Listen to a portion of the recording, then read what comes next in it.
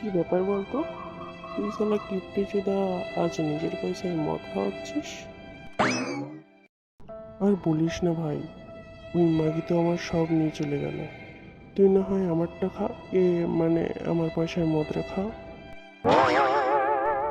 আচ্ছা ধনে ওসব ছাড়, তা কি করে ব্রেকআপ হলো তাই বল।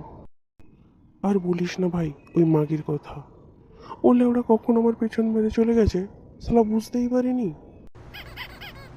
সে না হয় বুঝলাম তোর পেছন মেরেছে, কিন্তু মারলো কি করে? না মানে ওরও কি বড় খাড়া আছে, মানে বড় বাড়া আছে নাকি? শালা এই জন্যই বলেছিলাম এই চোদের ভাইকে আনিস না। শালা এক চেপে মাল গলায় পড়তে না পড়তেই লেওড়া পাগল চোদা হয়ে যায়। এই ধরলা বালতি চুপ করবি। আচ্ছা তুই বল কি করে তোর পেছন মারলো, মানে তোর ব্রেকআপ হলো কি করে সেটা তাই বল। আর বলিস না ভাই, একদিন রাতে ওই মাগিকে কল করেছিলাম পক পক করার জন্যে, বাল আমার ফোনটাই তুললো না। লেওড়া, তুই একটা এই সামান্য কারণের জন্য ওর সাথে ব্রেকআপ করে নিলি? আরে না ভাই, শালা ফোন ধরছে না দেখে আমি ওর ঘরে চলে যাই। তারপর তারপর তারপর গিয়ে দেখি একটা লেওড়াকে মাগি বলছে আরো জোরে আরো জোরে। এই সে দিচ্ছে। তারপর তারপর আর কি, ওকে হাতে নাতে ধরার পর ওই শালা মাগিকে বললাম এইভাবে আমায় ঠকাতে পারলে। ওই মাগিকে বললো জানিস? না বললে বেড়া জানবো কি করে? হি হি হি।